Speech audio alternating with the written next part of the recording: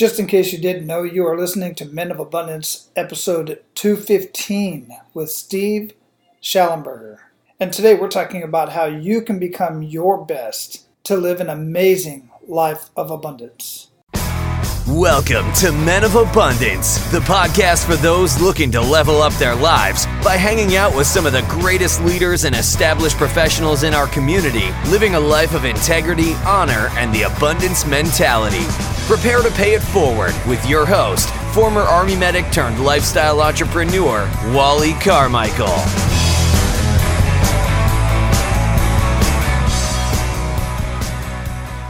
What is going on in your world today, Men of Abundance? I am Wally Carmichael, your founder and host of the Men of Abundance podcast, the Pay It Forward community, where I have amazing conversations with men and a few women all over the world who are living amazing lives of abundance in their own right and somehow paying it forward to the community and in some cases the world.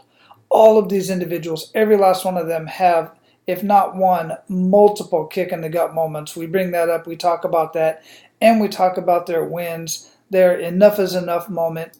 And many of them truly spill their heart and soul out for you in hopes that their story can somehow enhance your mindset so that you can move forward and live the life of abundance that you know you deserve. And guys, if you're loving these conversations, if you're getting something out of them, if in some way, shape, or form they are changing your life, then I assure you they will change other lives as well. But not unless they get a chance to hear these conversations. That's where you come in. You can share Men of Abundance, be abundant in your life today by paying it forward and share Men of Abundance with others. You can do that by just mentioning it to them. Do you know what a podcast is? If they have or they have not, introduce them to Men of Abundance. Maybe it'll be the very first podcast they ever listen to, and it'll start them on a whole new journey in their life.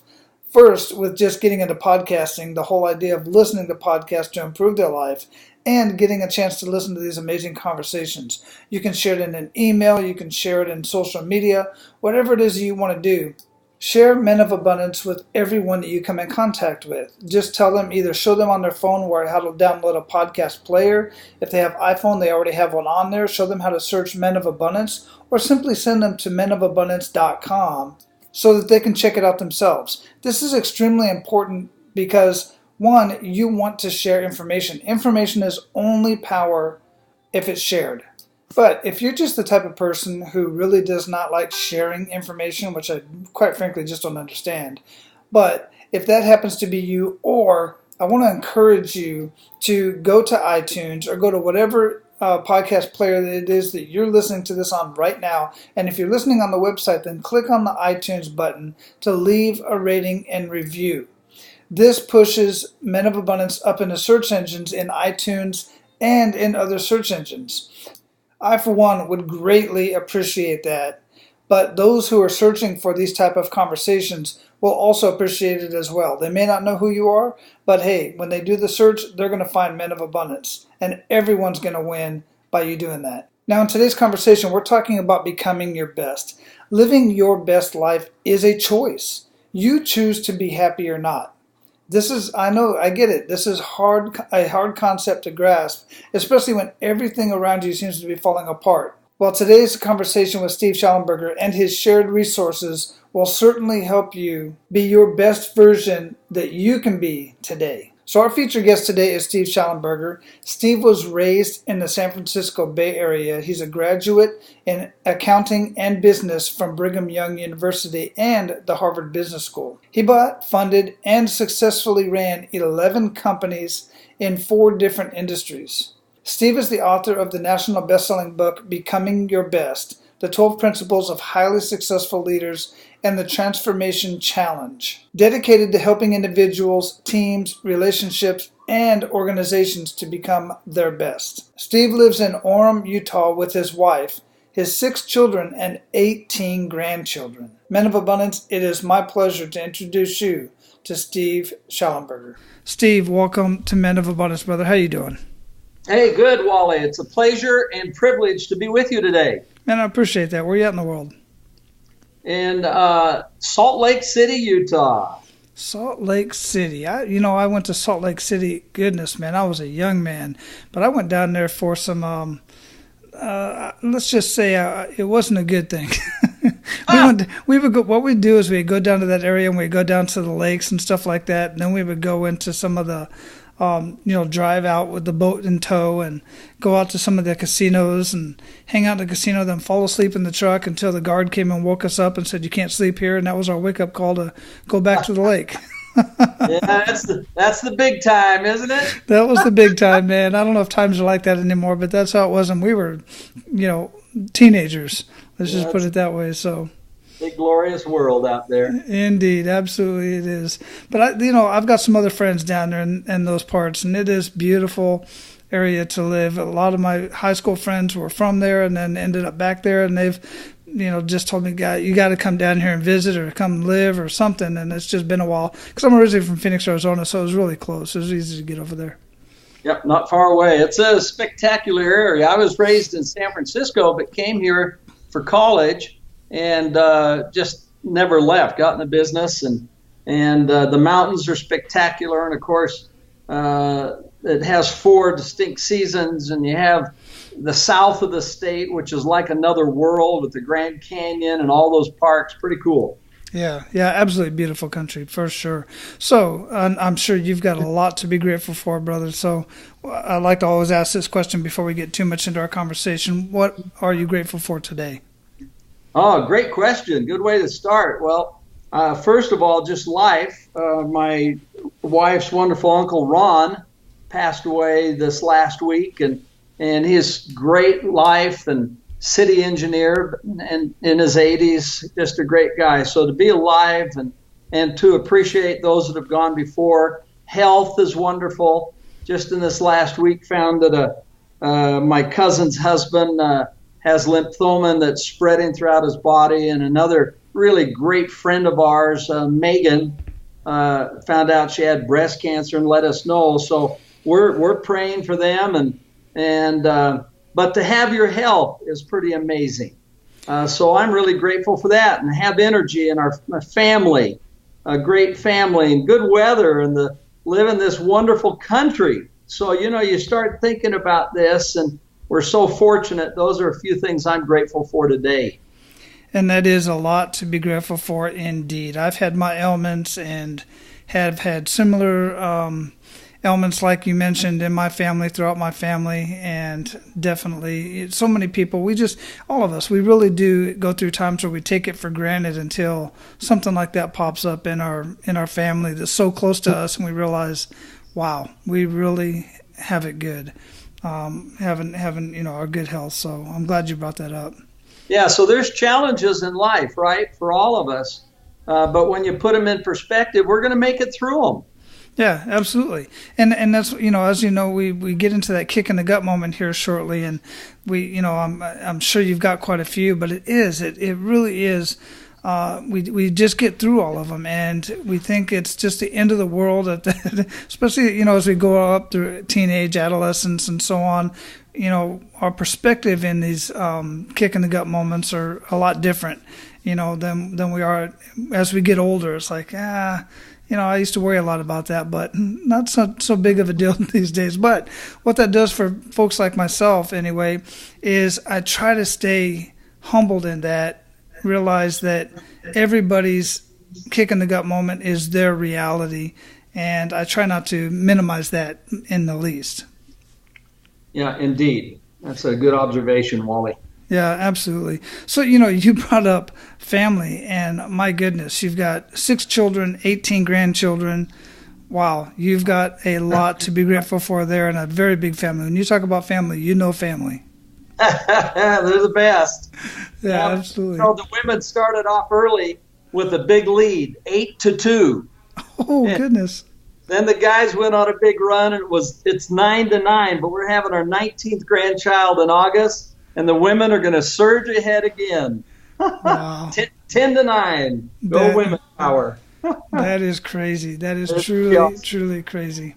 So, Steve, how would you describe yourself? Oh, I'd say upbeat and encouraging, maybe.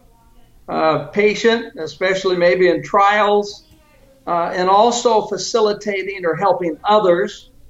We have an ongoing joke in our family that we're also very humble, and we're so humble we're proud of it.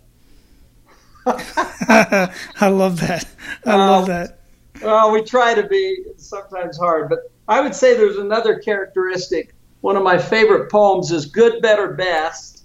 Never let it rest till the good is better and the better is best.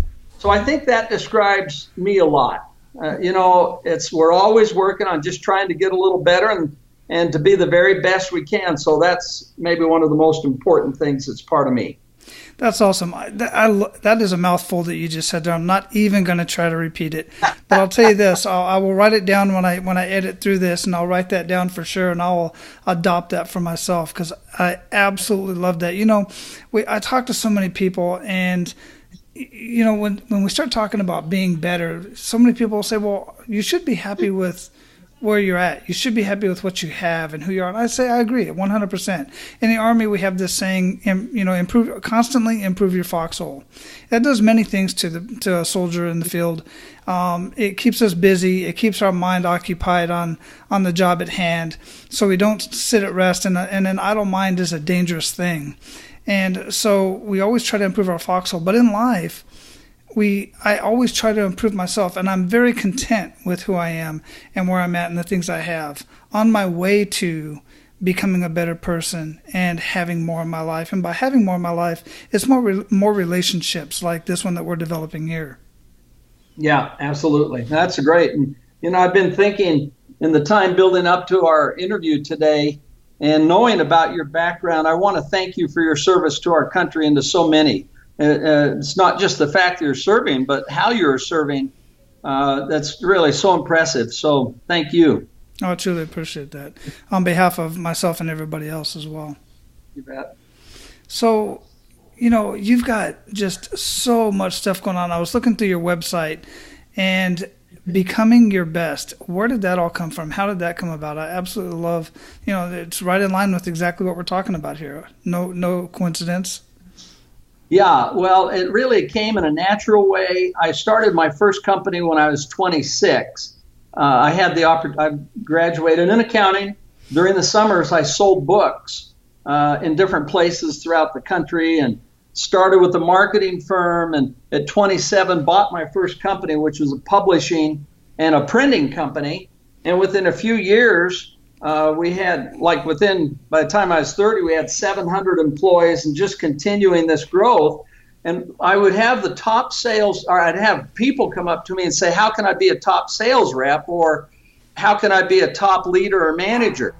And that question just really got into me. And so I decided to see if I could find some answers to that.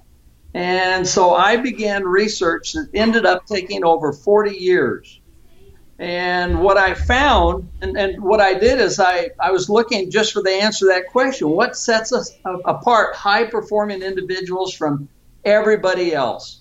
And I interviewed over 150 CEOs, as well past that now, hundreds of historical figures. And what I found is that these individuals, these high performers, weren't perfect, but they all had 12 things in common that they did. And that is what I put in the book, Becoming Your Best, which fortunately has become a national bestseller. And we teach the contents of those 12 principles all over the world, because as people align with those and practice them and learn how to do them, they experience the same type of results. And for many people, they're not unfamiliar, but it's how those come together that create the excellence. And so that's really how that got going. It was inspired by a need of how can I do better? And there is a pathway. So many people say, I do want to be my best, but not sure how to get there. Well, this is a pathway, and they don't have to go back and rediscover the wheel.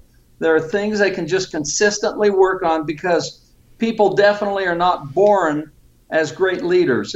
And I know you've seen that throughout your career on both sides of it, because when these 12 principles of highly successful leaders are violated, they don't do very well. It's broken relationships, and organizations start going south. On the other hand, when they align with them, they build strong relationships, cultures of trust. They start unleashing potential within people. And I think by the time it's all said and done, Wally, when we get to the end of our rows, that's going to be one of the things that counts most, is were we able to help other people along the way? And maybe that's part of the purpose of your podcast, Men of Abundance. So that's how it got started. It's so fun, so fortunate to be involved with this, to watch people transform their lives as they start applying them. Yeah, that is very much part of the purpose of why I started this whole podcast is in part, there are so many avenues. The whole podcast is actually, the whole experience, quite frankly, has taken on a life of its own and went a direction I did not expect. But one of the very interesting things that I like that you said there was that all of those CEOs and all those leaders that you talked to, the one thing you said was none of them were perfect. And can you elaborate on that a little bit? The reason why I want you to do this is because we always read the book and we always get the information. And I even talk about how amazing all of these individuals are that I have an opportunity to talk to. And, and I bring up the kick in the gut moment. We're going to get into yours here in a minute. But it's important for men to realize that these people that you may look up to, maybe even idolize to a certain extent. And I caution men on doing such things, idolizing another man. But to understand that their life isn't exactly what you think it is, and that they have their flaws as well. No, absolutely. One of the things that the research showed is that the average CEO that I interviewed had 4 major failures during their career, up to the time I had interviewed them. They also had 7 major successes. So, in other words, it doesn't mean they didn't get their nose bloodied and have to feel disappointment and perhaps terrible discouragement, but they overcame it. And so these were, the people I interviewed. Many, for example, had divorce, had gone through a divorce, and you know how tough that is, how overwhelming and demoralizing, and yet they rose above it to keep working on things. Just didn't mean they're perfect. They may have failed in some way.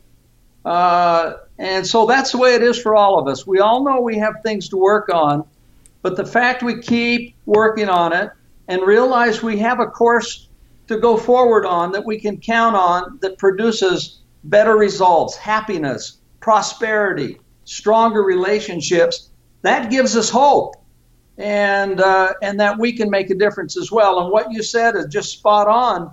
I've rarely met, I just can't think of anybody that hasn't had challenges. And so if we look at somebody and say, man, everything's so rosy with them, they just don't know much about that person.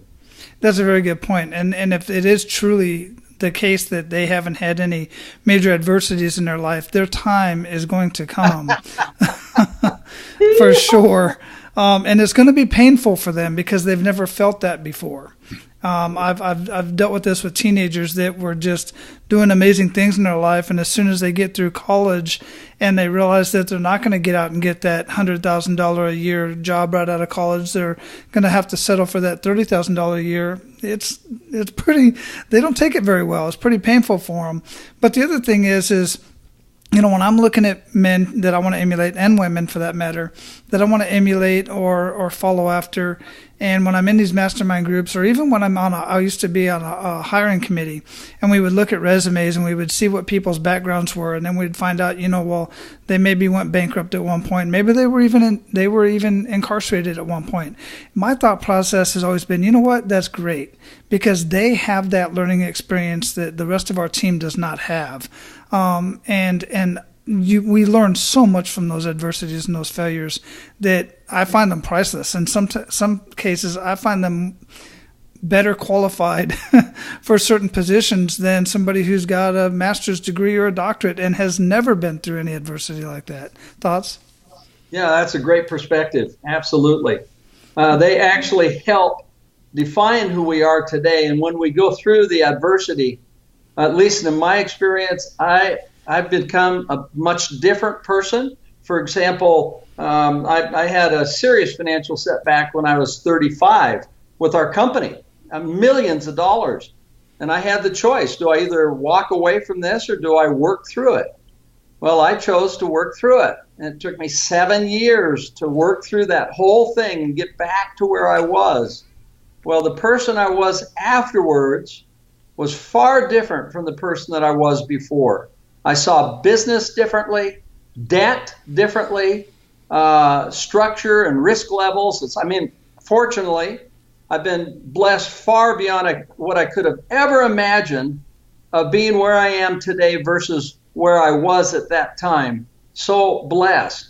But much of that is because of the experience I had. And so I'm a lot different today. I look at it differently. And I think we all are. We appreciate the good we have and how fortunate we are. Yeah, absolutely. So I wouldn't, that definitely sounds like a kick in the gut moment, but if you would, share one of those kick in the gut moments with us and really make us feel that. Okay, well, I'm going to share one I've never shared. Oh, well, that's awesome. I feel privileged. Okay, this one, I kind of laughed. I figured, well, I know, Wally, you're a good-spirited fellow. And so I'm going to go back to when I was in 11th grade. And you brought this up when you're young and growing, everything is you're pretty sensitive to everything. And we had a great baseball team. I was raised in Vallejo, California, and played baseball since I was 12. And so in high school, we had a great team. I was working hard to break into the starting lineup. I was a catcher and an outfielder. And so finally the coach started me. And mid-season, we're in first place. Second place was Napa High School. They had a couple of future national baseball players on that team, Billy and Bobby Buckner. They had some talented players. And so I was in left field. And we were ahead 3-1. And there was a man on first, and Billy Buckner got up. And it was 5 o'clock in the afternoon, and I'm looking straight at the sun. So, I'm on the east side of the field looking into the setting sun, and he hits a high fly ball to left field. And I did what you're taught to do, is you put your glove up into the sun if you lose the ball. And if everything works well, the ball is going to come down and land right in your glove. Mm-hmm. Well, in this case, I was just 2 inches too low, and the ball hit me right on the top of the head and went skidding off probably about 80 feet, 90 feet behind me. I'm running full blast.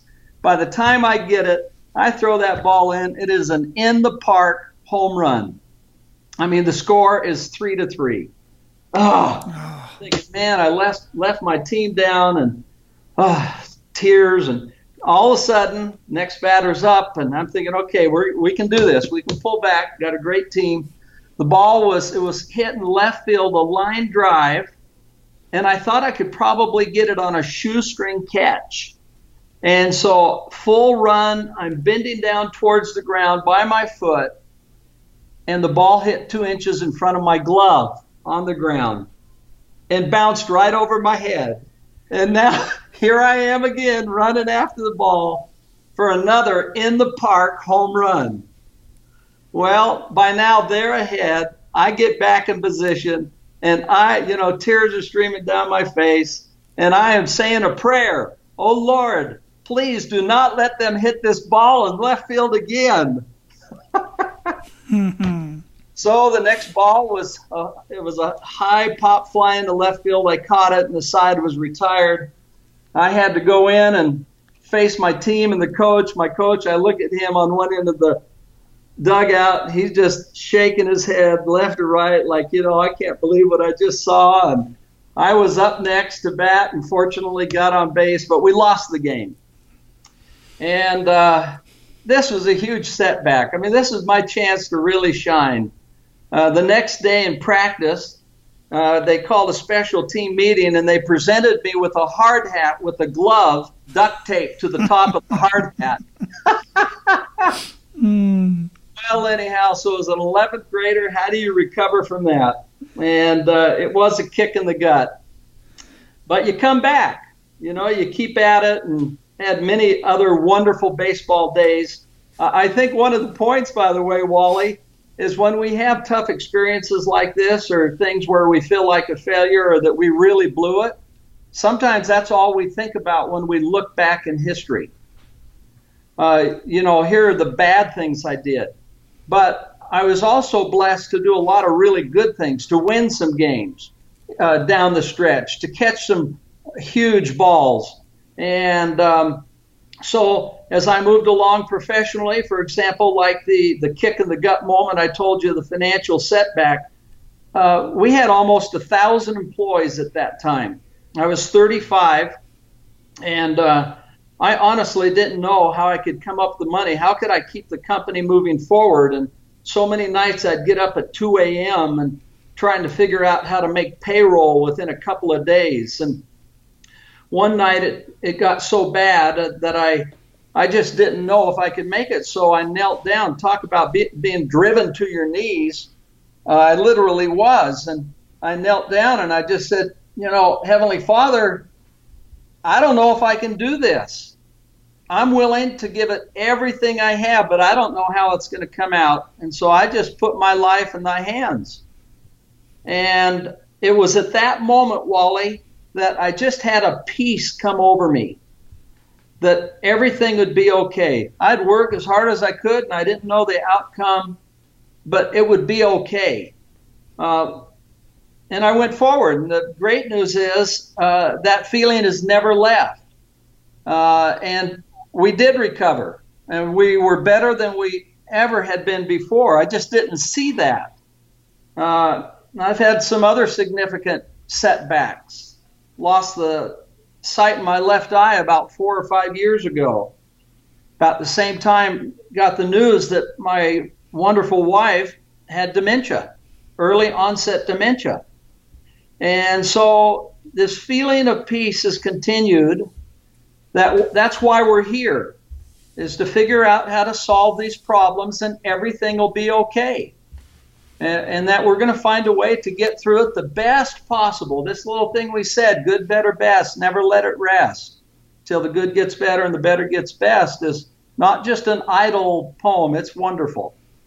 Because it helps us have an outlook on life that helps everybody get to a better place. Yeah, no, that is absolutely correct. And, one of the things that you said in reference to, like, for instance, with your wife and dementia and, you losing your eyesight, sometimes we really can't resolve these issues. Your eyesight may or may not come back in that eye. We just have to learn how to adapt and live in that new situation. You got it. Yeah, you do. Yeah, no more racquetball. Yeah, yeah, exactly. Unless your opponent swears not to hit the ball on that side. But there's pickleball, there's tennis. Yeah, exactly. There's so many other things.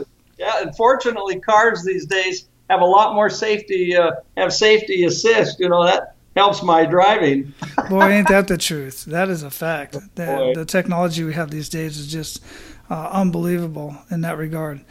So, Steve, brother, we're at the point where we're going to pay it forward. You ready to do that, man? Sure. Excellent.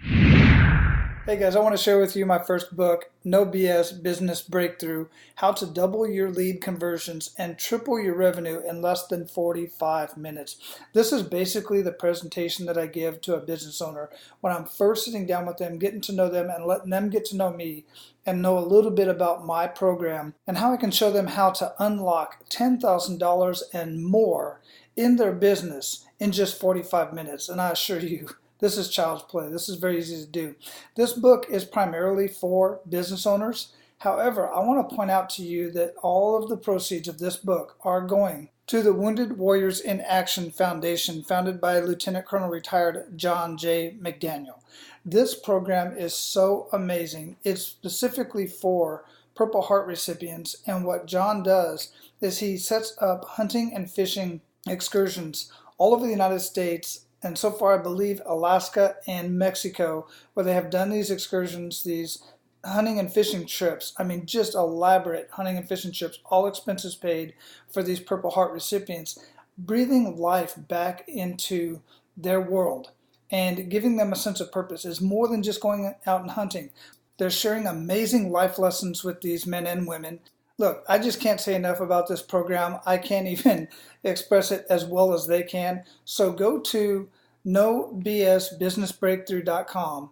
The link is going to be in the show notes if you can't write it down right now, but nobsbusinessbreakthrough.com.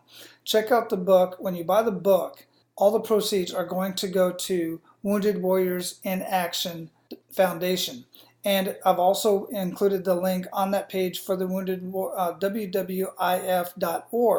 so that you can go there and check them out yourselves. Watch the video on the homepage. It's going to blow your mind. And listen, if you're not a business owner, chances are you know a business owner. So buy a couple of the books, let the proceeds go to Wounded Warriors in Action, and give the book away as a gift to a couple of business owners that you know.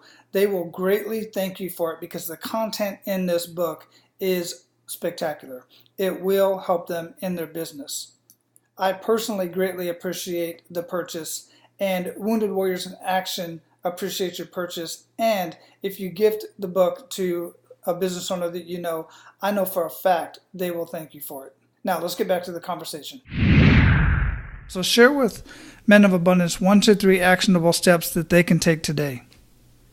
Okay, good. Well, I'll just do this couched out of some of these 12 principles, and they're broken into 3 different areas of life, which is transformational leadership, or 4 of the principles, transformational teams, and relationships, and the last is transformational living.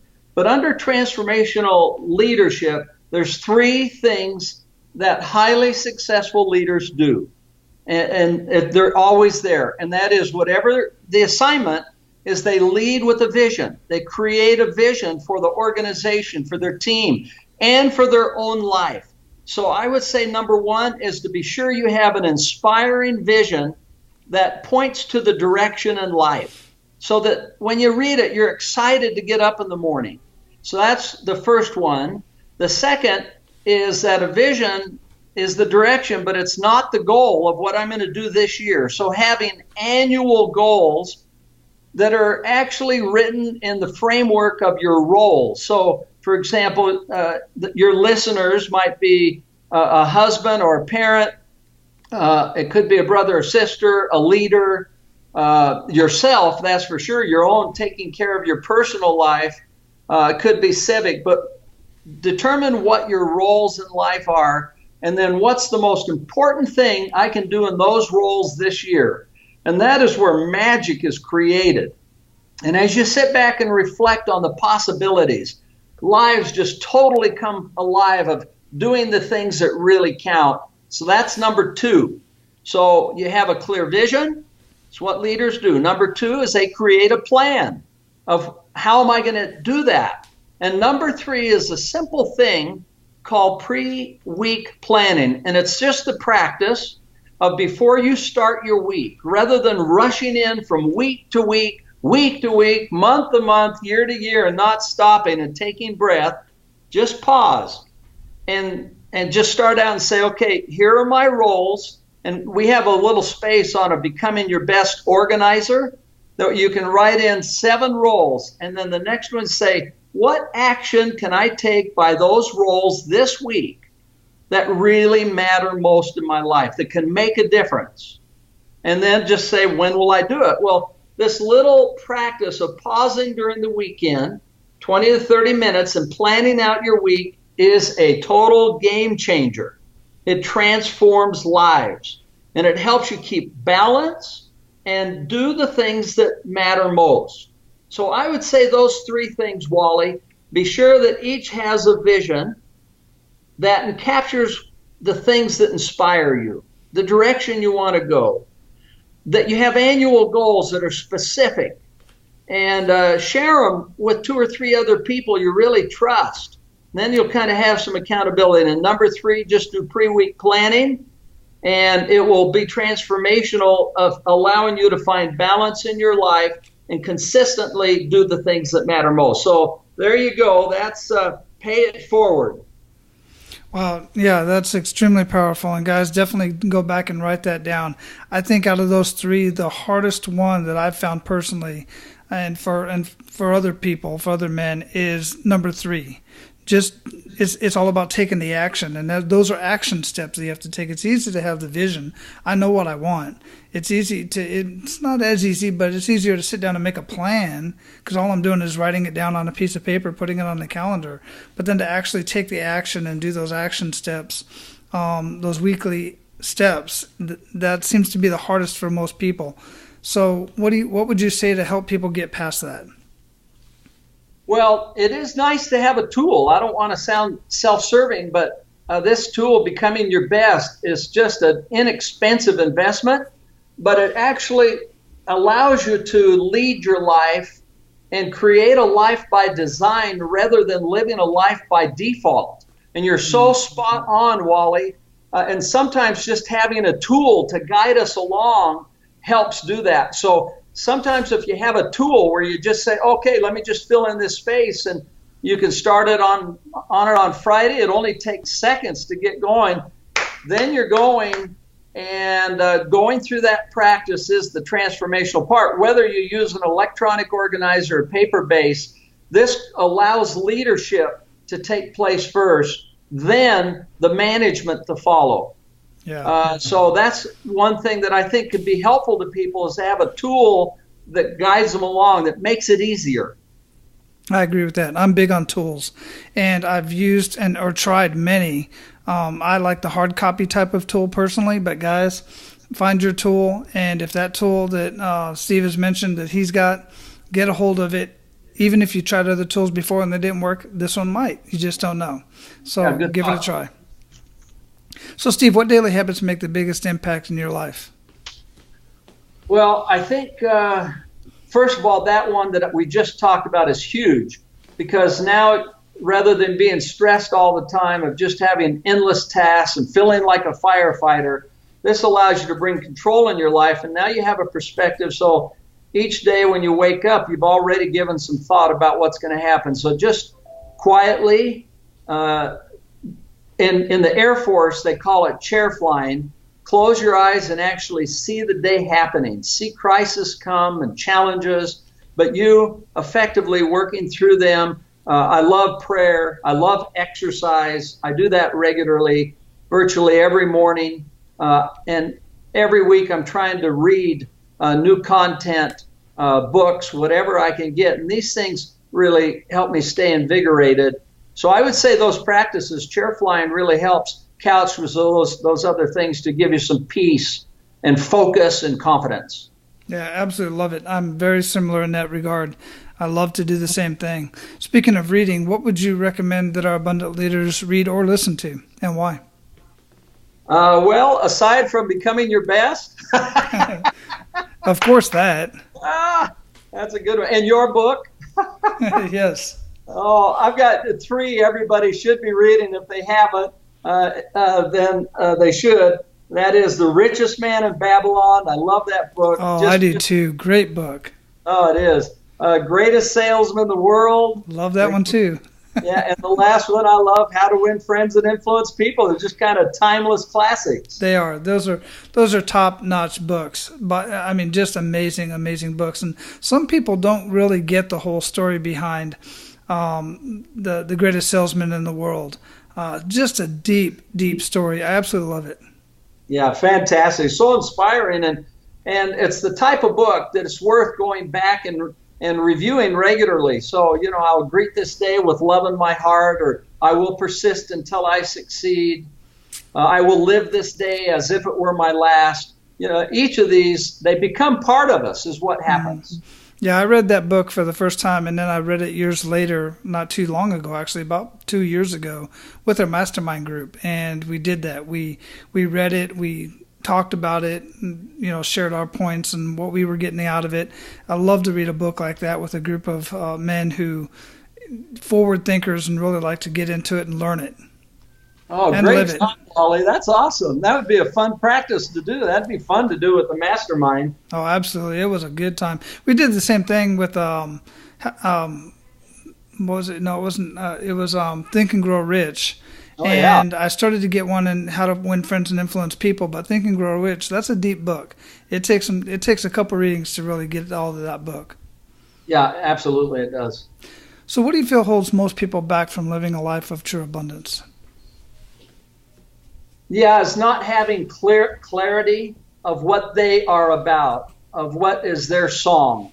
You know, I love this little quote, the best songs haven't been sung and the best races haven't been run, and the best that a person can do hasn't taken place yet.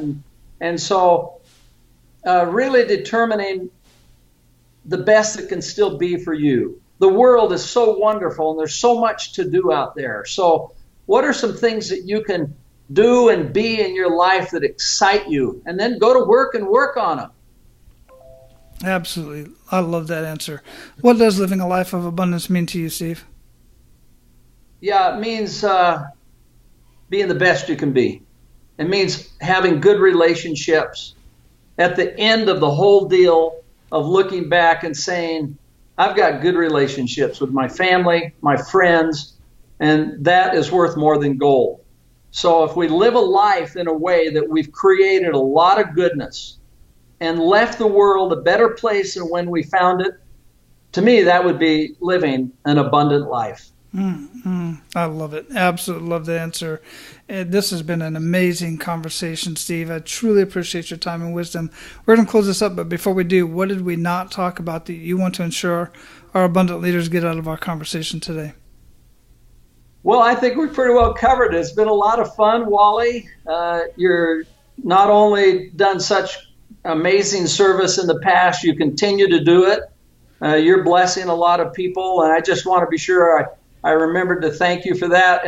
And to all of your listeners out there, as we look around, count our blessings and realize that we still have the chance to lift and build and inspire many people around us just by trying to live good lives. If nothing else, just trying to do the best we can. And as we do that, we literally actually become a very positive influence and good things happen in many lives. So that would be it, maybe. No, that's absolutely a wonderful way to close this up. And guys, make sure you go visit becomingyourbest.com. Check out all of the information, all of the knowledge, the wisdom, the books, just amazing, amazing website. Lots of resources for you to get a hold of.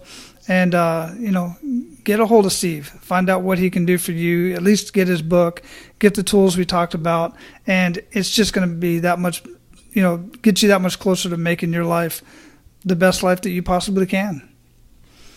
Steve, again, it's been a great conversation. I truly appreciate it. Go out and live your life of abundance. And, man, just keep paying it forward. I love it. All right. Good job. Same to you, Wally. And thanks to you and all the good people you're working with. Thank you. Take care. Okay, goodbye. All right, guys, if you've enjoyed this conversation today, like I'm sure you have, because you stuck around this long, again, make sure you share Men of Abundance with everyone you come in contact with, and go to iTunes or whatever podcast player it is that you're listening to this on, and leave a rating and review so that we can get picked up and get pushed up in the search engines when people are searching for these conversations. Now, go out and live your life of abundance, and make sure to pay it forward.